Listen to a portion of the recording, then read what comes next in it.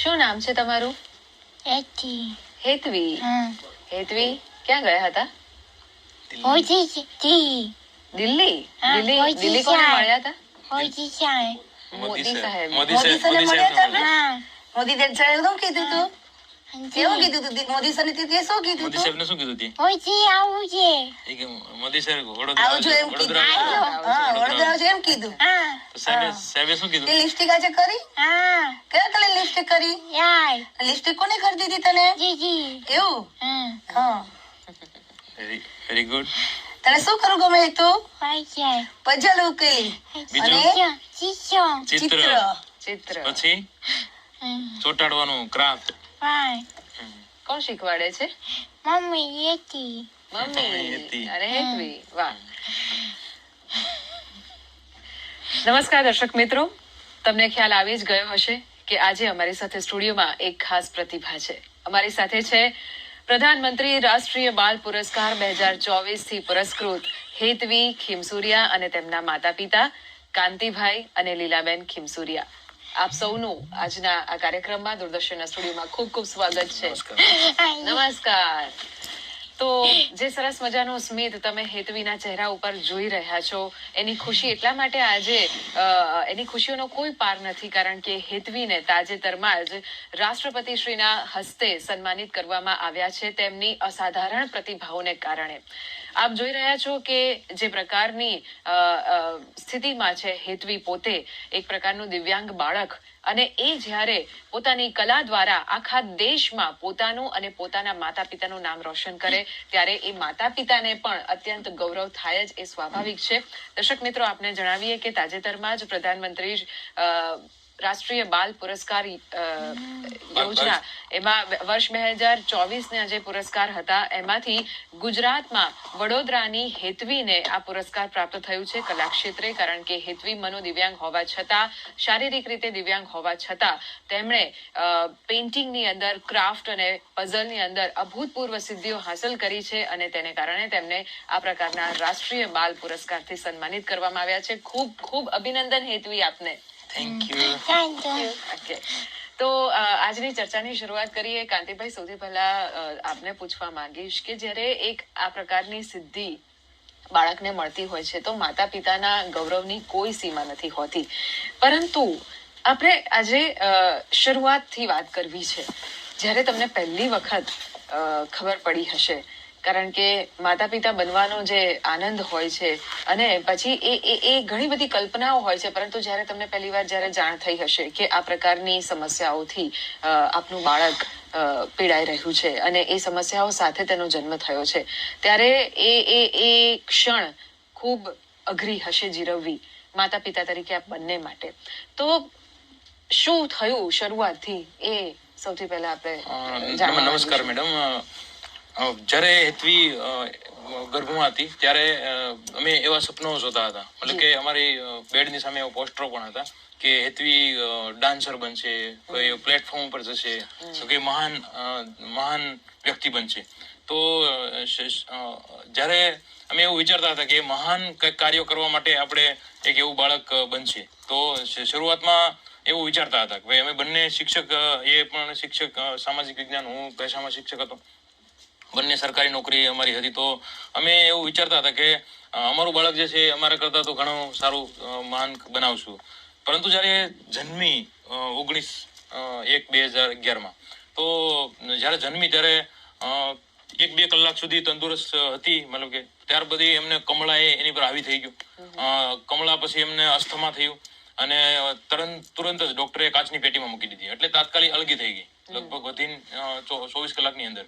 તો ત્યારબાદ એમને માતાશ્રીને જોવા નથી મળી ઘણા દિવસો સુધી, અને એમને બોટલો દ્વારા દૂધ અને એવું બધું, ડોક્ટરો પણ એવું વિચારતા હતા કે આ બાળક જીવી નહીં શકે, બરોબર ને. એટલા પડકારો ડોક્ટરો અમારી સામે મૂકી દીધા કે અમે જન્મ્યા પછી અમારા હસી ખુશી અમારી સામે નહોતી.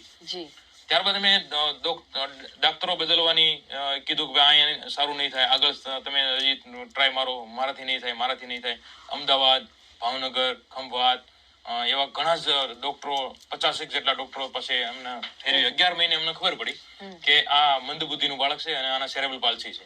ઓહો. તો અમે ભાંગી પડ્યા હમ. હતા 11 મહિના પછી અમને એવો ખ્યાલ આવ્યો કે હવે આ સારું નહીં થાય, હમ. અમને આજીવન સાચવવાની છે અને આજીવન એમને બસ એને પાલવવાની છે, એવી કન્ડિશનમાં આવ્યા. જી. અને ધીરે ધીરે વાત કરું તો જ્યારે આવી કન્ડિશન હતી તો ગવર્મેન્ટ જોબ મારી વાઈફની છૂટી ગઈ. હમ. મારી પણ ઘણો જાવું ના જાવું એવી કન્ડિશન થઈ ગઈ, કારણ કે આમની ટ્રીટમેન્ટો બેસી પણ શકતી નહોતી, એકદમ પથારીવશ હતી. અચ્છા. તો 7 વર્ષ સુધી તો પથારીવશ હતી, 5-6-7 વર્ષ સુધી. ધીરે ધીરે બેસતા થઈ, સુતા સુતા ચાલતી હતી, ઓહો. સુતા સુતા ચાલતી, કોઈ પણ જગ્યાએ જવું. ઓહો. હાલમાં પણ એમને ટોયલેટ કરાવવા એમની મમ્મી અચ્છા. નવડાવવી, બરોબર, જમવાનું શીખી ગઈ છે 1-2 વર્ષ હમ. 1-2-3 વર્ષ તો એ સારું છે, બાકી એ બધું કરાવવું પડતું હતું. હમ. હમ. તો આ બધી કન્ડિશનમાં જયારે જન્મી ત્યારે બહુ દુઃખદાયક પીડાઓ, દવાઓ નિયમિત પાવી અને ખેંચ વારંવાર આવી જવી, રાત્રે ઊંઘ ઓછી. જન્મી ત્યારે કોઈ પણ બાળક નોર્મલી તમે જુઓ તો એ 18 કલાક સૂતું હોય, જી. જ્યારે હેતવી 18 કલાક જાગતી. ઓહો. એટલે અમારા સામે તો પેલા તો સુવાનો પ્રશ્ન ઉભો થઈ ગયો કે સૂવું ક્યારે અને જાગવું ક્યારે, અને ધંધા જાગૃત પાણી શું કરવું. અવસ્થામાં પણ એને સતત હેન્ડલ કરવાના. અને જાગતા પણ એને સાથે હેન્ડલ કરવાની. રાત્રે મોડું શું, માથામાં ટપલી મારવી, મગજની અંદર એને સીપી, ટૂંકમાં એવો રોગ, તો એવું બધું કન્ડિશનમાંથી પસાર થયા. એટલે એક સામાન્ય બાળક હોય એ જેટલી ઉંમરે બોલતા ચાલતા જમતા શીખી જાય એટલે માતા પિતાને એનું જે કામ હોય ઓછું થાય, પરંતુ આવા કેસમાં તો આપની જે જેમ જેમ દિવસો પસાર થાય એમ એમ આપની જવાબદારી વધતી ગઈ. પરંતુ આ બધાની વચ્ચે એક એવો ટર્નિંગ પોઈન્ટ આવ્યો હશે કે જ્યારે આપને એવું થયું હશે કે આ બધાની સામે આપણે લડવાનું છે, અને કદાચ તમારો એ જે જુસ્સો છે એના જ કારણે આજે હેતવી આ મુકામ પર પહોંચી છે.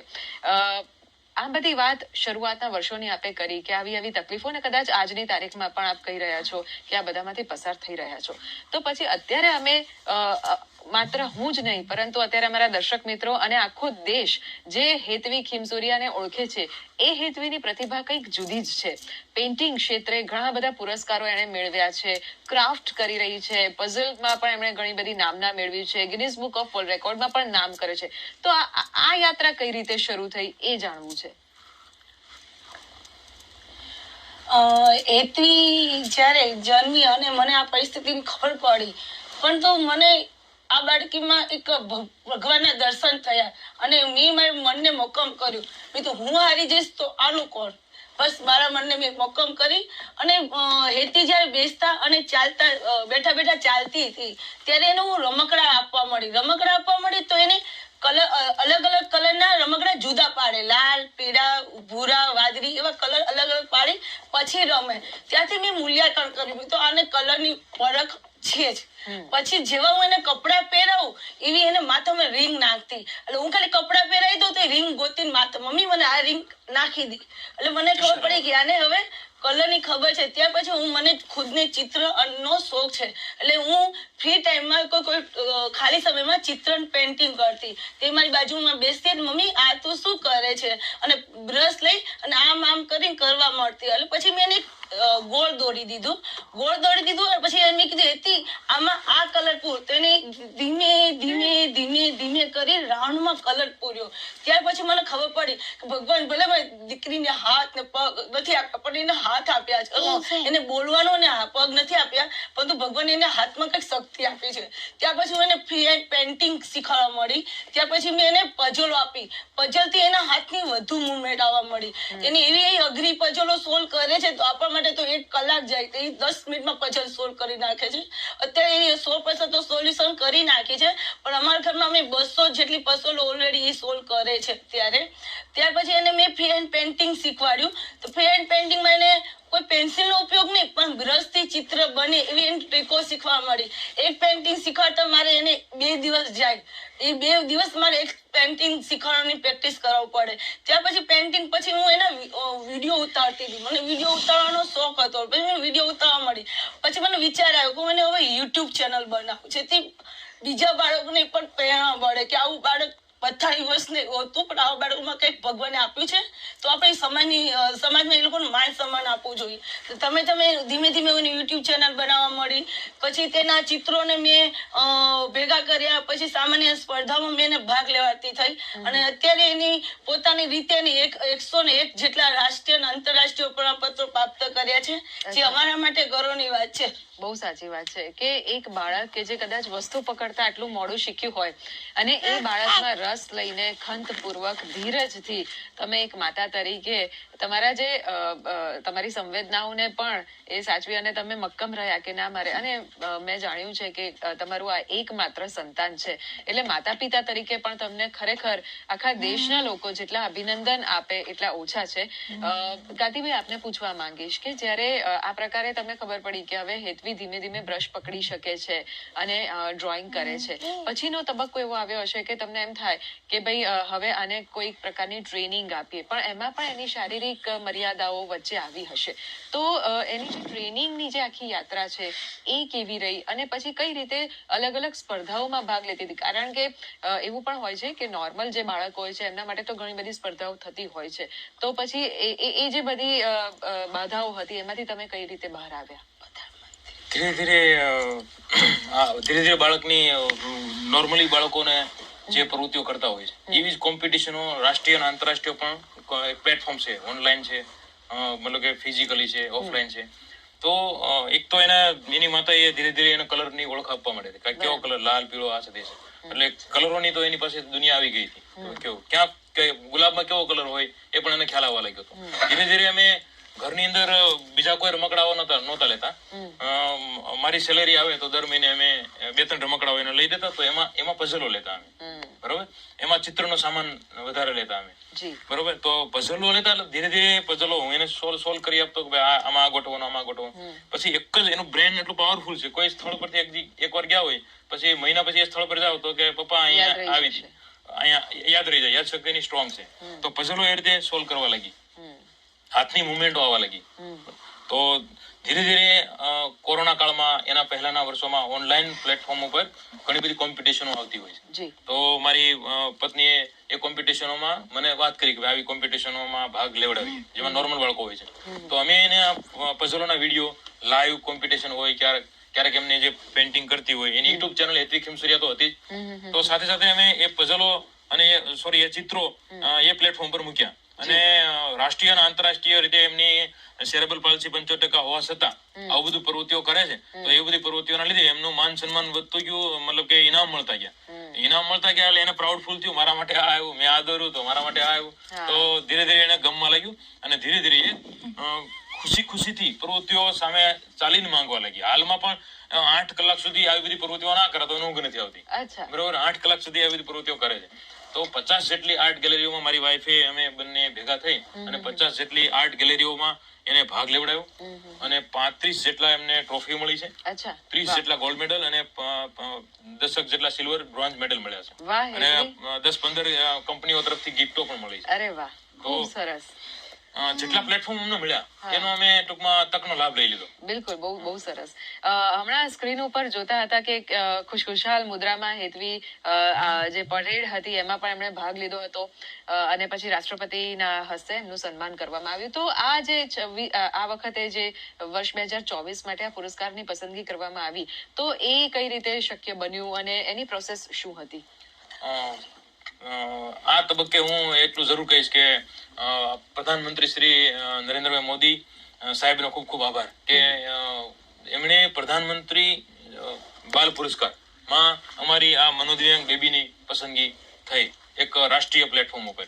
તો આ એક યોજના છે કે જે યોજના પ્રધાનમંત્રી શ્રીની ઘણી બધી યોજનાઓ છે, એમાંની એક પ્રધાનમંત્રી રાષ્ટ્રીય બાલ પુરસ્કાર યોજના છે. જે યોજના વર્ષોથી ઇનામ આપવામાં આવતું હતું, પારિતોષિક આપવામાં આવતું હતું. દિલ્હીમાં 7 દિવસ રાખવામાં આવે 7 સ્ટાર હોટલોમાં. રાષ્ટ્રપતિ 22 જાન્યુઆરીએ આ પુરસ્કાર આપતા હોય છે. તો એક એટલી બધી મોટી સેરેમની હતી જેનો અમે ડ્રીમ બનાવીને બેઠા હતા ઘણા વર્ષોથી. હવે એ પ્લેટફોર્મમાં હું નગર પ્રાથમિક શિક્ષણ સમિતિ વડોદરામાં શિક્ષક છું. તો બાળમેળાની અંદર મેં અમારી પત્ની અને અમે બંને નક્કી કર્યું કે બાળમેળામાં પ્રોજેક્ટ લેવો છે તો કયો પ્રોજેક્ટ લેવો. અમારો વડોદરાનો બાળમેળો નગર પ્રાથમિક શિક્ષણ સમિતિનો બહુ પ્રખ્યાત છે આખા વિશ્વમાં, ભારતમાં, કારણ કે એટલી બધી એવો બાળમેળો નથી થતો. તો એ બાળમેળામાં 51-50 જેટલા સ્ટોલ હોય છે. તો એમાંનો એક સ્ટોલ અમે એ બનાવ્યો કે ભારતના મહાન દિવ્યાંગ રત્નો, જેમાં એ સમયે રાષ્ટ્રીય પુરસ્કાર એક મળ્યું હતું એમને નવભારત રાષ્ટ્રીય જ્ઞાનપીઠ તરફથી ચિત્રમાં. તો એ થ્રુ અમે આને 20મા નંબર તરીકે અમને આને મતલબ કે ભારત દિવ્યાંગ રત્ન બનાવ્યું. તો ભારતના મહાન દિવ્યાંગ રત્નો સતત મહિનો અભ્યાસ કર્યો અમે. તો એ મહિનો અભ્યાસ કરવાથી અમને પણ એવું થયું કે ભાઈ આવો પુરસ્કાર અમને પણ મળે હેતવીને. અચ્છા. એટલે અમે સતત એ પ્રવૃત્તિઓમાં ઓનલાઈન જોતા હતા કેવી રીતે મળે, શું એમાં સબમિટ કરવું, કેવી રીતે આખું બધું કરવું પડતું હોય છે. તો જેવી જાહેરાત આવી જૂન થી ઓગસ્ટમાં એ ફોર્મ ભરવાનું હોય છે, તો અમે એ ફોર્મ ફિલઅપ કર્યું અને બધી જ પ્રવૃત્તિઓ એના જેટલા મેડલો, જેટલા એનું બધું video, YouTube channel Hetvi Khimsuriya, તો એ બધું જ મેં એના વિડીયો જેટલા હતા એ બધા સબમિટ કર્યા. મીડિયા કવરેજ પણ એમનું એમાં સબમિટ કર્યું. અને હાલમાં મુખ્યમંત્રી, ગૃહમંત્રી, નાણામંત્રી, આરોગ્ય મંત્રી ગુજરાતના હાલના બધા જ પાસેથી સન્માન લઈ ચૂકી છે. અને એ બધું ઘણો આભાર સરકારનો પણ કે એમને એટલું બધું એની સ્માઇલ વધતી ગઈ, એટલે એને પ્રાઉડ ફીલ. રાત્રે ઘરે આવો તો હું સરને મળીને આવી, એક અડધી કલાક એની એવી વાતો થતી હોય છે. અને પ્રધાનમંત્રી સાથે પણ મુલાકાત થઈ એમની, તો એમાં પણ એ હતી છે કે પ્રધાનમંત્રી 15 મિનિટ વાત કરી, બધા બાળકો સાથે ટોટલ 45 મિનિટ વાત કરી. એમાં હેતવીને તે ગુજરાતની હતી એટલે વધારે એનો વાતચીત કરી. એની પણ આપણે વાત કરીશું કે પ્રધાનમંત્રી શ્રી સાથે શું વાત કરી અને તમારો દિલ્હીનો ખાસ અનુભવ કેવો રહ્યો, એ ચર્ચા આપણે ચાલુ રાખીશું. પરંતુ દર્શક મિત્રો, અત્યારે સમય થયો છે એક નાનકડા બ્રેકનો. બ્રેક પછી મળીએ છીએ.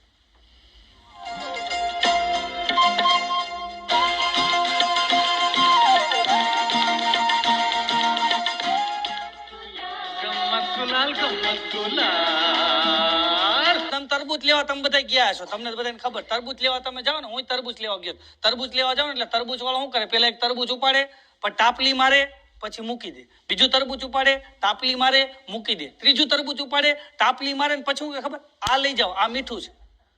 મેં એને કીધું, મેં તને કેમ ખબર પડી જાય કે આ મીઠું છે? મને કે એવું કાંઈ છે નહીં, અમારા બાપા શીખવાડીને ગયા છે. બે ને ટાપલી મારીને ત્રીજું પધરાવી દેવાનું. પછી મેં કીધું, તમે તરબૂચ સિવાય કઈ ધંધો કરો? મને કે પાણીપુરી નો કર્યો તો, પણ આ ટાપલી મારવાની ટેવની હિસાબે નો આવ્યો. પૂરી બનાવવું, અંદર મસાલો નાખું ને પછી ચૂંદો થઈ જાય.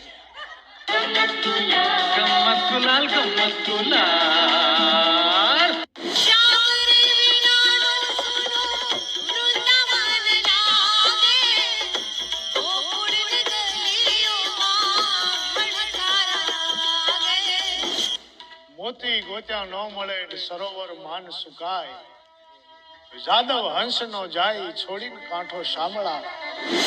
કાળી કાળી વાદળી માં વીજળી ઝબૂકે, મેહુલો કરે કલજો, મેહુલો કરે કલજો, ડોલે કણાયેલ બોલે મોતીલા વાળી ચૂડી ચામુંડા, બોલાવે તમને માં, ઓ માં બોલાવે તમને માં. નિહાળો ડાયરાની રમઝટ સોમવારથી શુક્રવાર રાત્રે 10:30 વાગે, પુનઃ પ્રસારણ બપોરે 12 વાગે.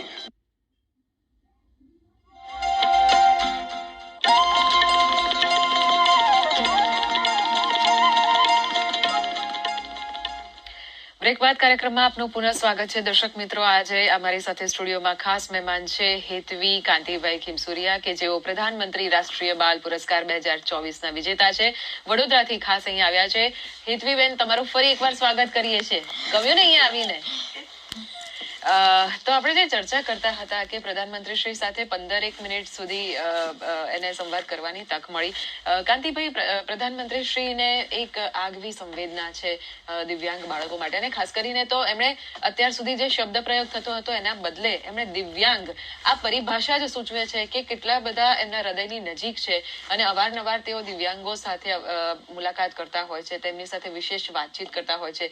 હેતવીને તો મોદી સાહેબ સાથે મળીને ખૂબ મજા આવી હતી. મને હમણાં પણ કહ્યું હતું કે મોદી સાહેબ મળ્યા હતા. આયો સાહેબ, મોદી સાહેબ, મોદી સાહેબ. હા, પછી વાતો કરી હતી એમણે. હા, શું વાતો કરી? લીલો ચેવડો, વડોદરાનો લીલો ચેવડો મારા માટે કેમ ન લાવી? પિયા ભોજન. ભૂલી ગઈ. ભૂલી ગઈ.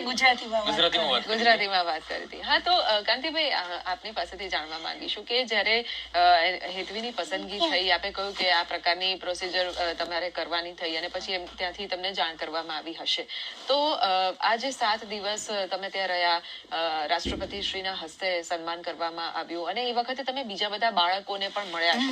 કુલ 19 બાળકોને સન્માનિત કરવામાં આવ્યા છે આ વખતે. તો એ જે તમારો આખો અનુભવ છે એ કેવો રહ્યો, એ અમારા દર્શકોને કહેશો. નમસ્કાર, હું પ્રધાનમંત્રી બાલ પુરસ્કાર જ્યારે અમે ફોર્મ ભર્યું તો ત્યારથી અમે વરસાદની જેમ રાહ જોતા હતા કે હવે હેતુનું નામ એમાં એનું સન્માન મળે આ છે તે છે.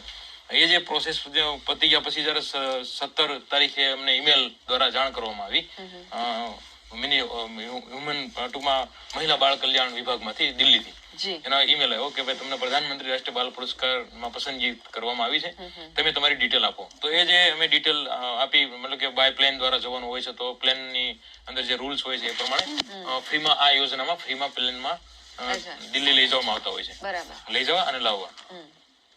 તો એ જે પ્રોસેસ અમારા માટે ઘરમાં ટૂંકમાં એક પ્રકારનો ઉત્સવનો માહોલ થઈ ગયો. અને પછી 17 તારીખે એમનું એટલે કે દિલ્હીથી ઈમેલ આવ્યો અને 19 તારીખે એમનો બર્થડે હતો, એટલે બર્થડે ગિફ્ટ થઈ ગઈ. અને 21 તારીખે જવાનું હતું.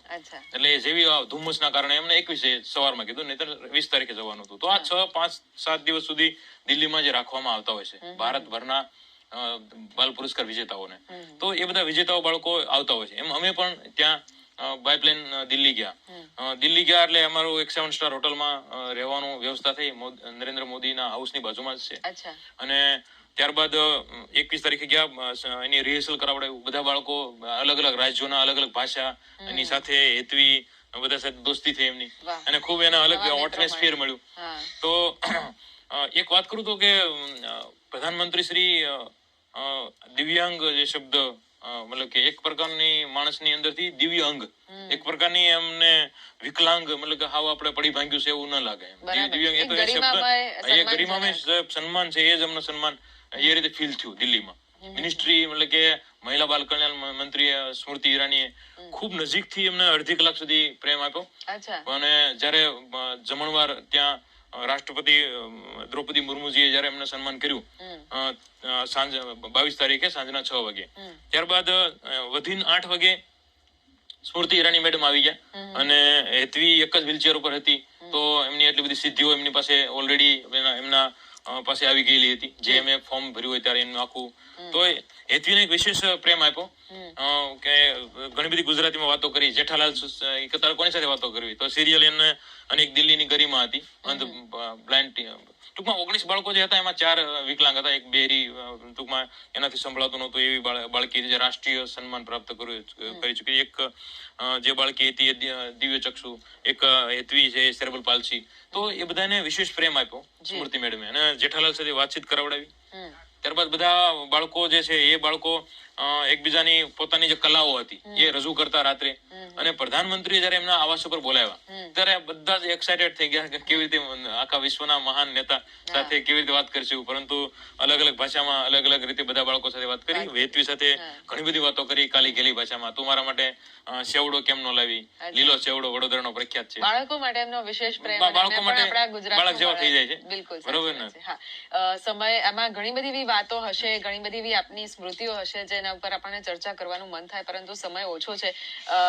હું આપને પૂછવા માંગીશ બેન કે જ્યારે આવા બાળકના માતા બનવું એ આખા જીવનભર અનેક પ્રકારની તમારે ચેલેન્જીસ હોય છે, પણ એ બધામાંથી બહાર આવીને તમે આર્થિક, સામાજિક, તમારી સંવેદનાઓ, ઇમોશનલી, એ બધાને ભેગા કરીને જ્યારે તમે બધાની સામે લડી રહ્યા છો અને હવે આજે તમારી દીકરી એ તમારા માટે ગૌરવ બની ગઈ છે, ત્યારે આપના જેવા બીજા ઘણા બધા પેરેન્ટ્સ હશે કે જે પણ આ પ્રકારની સ્થિતિમાંથી પસાર થતા હશે, એમના માટે આપનો સંદેશ શું છે? હું એવું કહેવા માંગુ છું, જયારે હેતુનો જન્મ થયો ને મને જે કેટલી બધી ખરાબ પરિસ્થિતિ મેં સહન કરી છે, પણ એમાં મેં હાર ન માની. અમે 2 જણા અને સતત આગળ વધતા રહ્યા. અને સમાજમાં એ જ કહેવા માંગુ છું, આવા બાળકો ખોટ લઈને ભલે જન્મે છે, પણ ભગવાને આ બાળકોમાં કંઈક આપેલું હોય છે, કલા છે, રમત છે, કંઈક આપેલું, પણ એને આપણે ગોતી અને એને શોધી સમાજની આગળ લાવી. અને આવા બાળકોને પ્રેમ, હૂંફ અને લાગણીની જરૂર હોય છે, બીજું કોઈ જરૂર નથી. પણ તમારી હિંમત જો પ્રેમ આપવાની જો એમાં હોય તો આવા બાળકો દુનિયામાં નહીં પણ દુનિયામાં એનું નામ કમાવે છે, સાથે તમારું પણ મા બાપ તરીકે નામ થાય છે. એથી ચાલી નથી શકતી, બોલી નથી શકતી, પણ ભગવાન એના હાથનો ઉપયોગ આપ્યો. મેં હાથનો ઉપયોગ કર્યો. બીજા બાળકો કેટલા હશે કે બીજી કલા હશે, એનો ઉપયોગ કરી અને આવા બાળકોને પ્રેમ આપે, હૂંફ આપે અને સમાજમાં એને નામ આપે. જી, તો હેતવીને તો અહીંયા આવીને ખૂબ સારું લાગ્યું છે કે પોતે ટીવીમાં આવી ગયા છે. મજા આવી ને હેતવી? મજા આવી તને? ફરીથી આવશો? ખૂબ મજા આવી ગઈ. ફરીથી આવશો ને? ખૂબ સરસ. તો કાંતિભાઈ, તમે અમારા દર્શકોને ટૂંકમાં શું સંદેશો આપશો? अगर किसी चीज को दिल से चाहो तो पूरी कायनात उसको मिलाने में लग जाती है ये જે સાર્થક વાક્ય છે એ મેં સતત હેતુમાં કર્યું. દિવ્યાંગ બાળકોના જે વાલીઓ છે એમને ખાસ કરીને એક સંદેશ આપું છું. ત્યારબાદ સામાન્ય બાળકો છે એમના વાલીઓને પણ એક સંદેશ જાય છે શિક્ષક તરીકે કે બાળક છે એ ઘણી બધી કલાઓ, ઘણી બધી ખુશીઓ, ઘણી બધી પ્રવૃત્તિઓ દ્વારા એ એક સારો નાગરિક બની શકે છે. તો એને એ વસ્તુ આપવાની છે. મતલબ કે હેત્વીને જે એનામાં કલા હતી એ ધીરે ધીરે દિવાલોમાં પેન્ટિંગ કરતી, દિવાલો બધી ચિત્રી મારી હતી, અમે પાછું કલર કરી નાખતા દિવાળીમાં. તો એ બધું બાળકોને કરવા દેવાનું છે. એમાંથી બાળક પોઝિટિવ તરફ પ્લેટફોર્મ પર આવી જશે. એક નાનકડા કેનવાસ ઉપર એ પણ દોરી શકશે. તો દિવ્યાંગ બાળકોને ખાસ કરીને વધારે પ્રવૃત્તિશીલ રાખવા આવી બધી બાબતોમાં. સામાન્ય બાળકો પણ એક કરી શકે. બિલકુલ. બાળક એ ઈશ્વરનું સ્વરૂપ છે અને જ્યારે જ્યારે બાળક જેમ જેમ મોટું થતું હોય છે તેમ તેમ એની અંદર પણ રહેલી શક્તિઓ એ બહાર લાવવાનું કામ માતા પિતાનું, શિક્ષકોનું અને સમાજનું છે. એમાં પણ ખાસ કરીને જે સ્પેશિયલી ચેલેન્જ બાળકો છે એમના પ્રત્યે આપણો જો સ્નેહ અને એમના પ્રત્યે જોવાની દ્રષ્ટિમાં જો આપણે બદલાવ લાવીએ તો આપણે પણ એક સાચા અર્થમાં સ્વસ્થ સમાજનું નિર્માણ કરી શકીશું. આજના દિવસે આપ સૌ અહીંયા સ્ટુડિયોમાં પધાર્યા એ બદલ આપનો ખૂબ ખૂબ આભાર. અને તમારે આપણી જે ચર્ચા હતી એનાથી અનેક દર્શકોને ખૂબ પ્રેરણા મળી છે. ફરી એકવાર આપનો આભાર માનીએ છીએ. તો દર્શક મિત્રો, આજના કાર્યક્રમમાં અત્યારે રજા આપશો. ફરીથી મળીશું આવતા સપ્તાહે નવા વિષય સાથે. નમસ્કાર.